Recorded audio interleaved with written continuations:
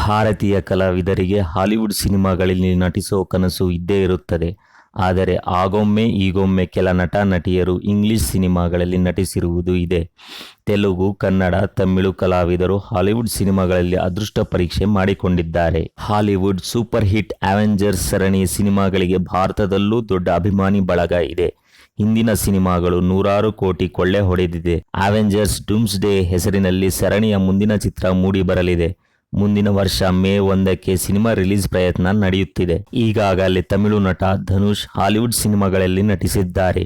ಈ ಬಾರಿ ಅವೆಂಜರ್ಸ್ ಸರಣಿಯ ಮುಂದಿನ ಚಿತ್ರದಲ್ಲಿ ಧನುಷ್ ನಟಿಸುತ್ತಾರೆ ಎನ್ನುವ ಗುಸುಗುಸು ಶುರುವಾಗಿದೆ. ಈ ಸುದ್ದಿ ಕೇಳಿ ಅಭಿಮಾನಿಗಳಂತೂ ಥ್ರಿಲ್ ಆಗಿದ್ದಾರೆ. ರಾಬರ್ಟ್ ಡೌನಿ ಜೂನಿಯರ್ ಎದುರು ನಟಿಸೋದು ಅಂದರೆ ಸುಮ್ಮನೆನಾ ಎಂದು ಹುಬ್ಬೇರಿಸುತ್ತಿದ್ದಾರೆ. ರೂಸೋ ಬ್ರದರ್ಸ್ ಅವೆಂಜರ್ಸ್ ಡೂಮ್ಸ್ಡೇ ಚಿತ್ರಕ್ಕೆ ಆಕ್ಷನ್ ಕಟ್ ಹೇಳಲಿದ್ದಾರೆ. ರೂಸೋ ಸಹೋದರರು ಇದಕ್ಕೂ ಮುನ್ನ ದಿ ಗ್ರೇಟ್ ಮ್ಯಾನ್ ಎನ್ನುವ ಚಿತ್ರವನ್ನು ಕಟ್ಟಿಕೊಟ್ಟಿದ್ದರು. ಆ ಚಿತ್ರದಲ್ಲಿ ನಟ ಧನುಷ್ ಕೂಡ ನಟಿಸಿದ್ದರು. ಅದೇ ಪರಿಚಯದಿಂದ ಅವೆಂಜರ್ಸ್ ಸರಣಿಯ ಹೊಸ ಚಿತ್ರಕ್ಕೂ ಅವರನ್ನು ಆಯ್ಕೆ ಮಾಡಿಕೊಳ್ಳುವ ಸಾಧ್ಯತೆ ಇದೆ ಎನ್ನಲಾಗಿದೆ. ಈಗಾಗಲೇ ಅವೆಂಜರ್ಸ್ ಡೂಮ್ಸ್ಡೇ ಚಿತ್ರದಲ್ಲಿ ಧನುಷ್ ನಟಿಸುವ ಬಗ್ಗೆ ಮಾತುಕತೆ ನಡೆಯುತ್ತಿದೆ ಎನ್ನುವ ಮಾತುಗಳು ಕೇಳಿಬರುತ್ತಿದೆ. ಸೋಷಿಯಲ್ ಮೀಡಿಯಾದಲ್ಲಿ ಇದು ಭಾರೀ ಚರ್ಚೆ ಹುಟ್ಟಾಕಿದೆ. ಒಂದ್ ಕಡೆ ಧನುಷ್ 50ನೇ ಸಿನಿಮಾ ರಾಯನ್ ಬ್ಲಾಕ್ ಬಸ್ಟರ್ ಹಿಟ್ ಆಗಿದೆ. ಅದರ ಬೆನ್ನಲ್ಲೇ ಈ ಹಾಲಿವುಡ್ ನ್ಯೂಸ್ ಭಾರೀ ಸದ್ದು ಮಾಡುತ್ತಿದೆ. ಧನುಷ್ 6 ವರ್ಷಗಳ ಹಿಂದೆ the extraordinary journey of the fakir ಎನ್ನುವ ಇಂಗ್ಲಿಷ್ ಚಿತ್ರದಲ್ಲಿ ನಟಿಸಿದ್ದರು. ಲೀಡ್ ರೋಲ್ನಲ್ಲಿ ಕಾಣಿಸಿಕೊಂಡಿದ್ದರು. ಬಳಿಕ ದಿ ಗ್ರೇಟ್ ಮ್ಯಾನ್ ಸಿನಿಮಾ ಅವಕಾಶ ಸಿಕ್ಕಿದೆ.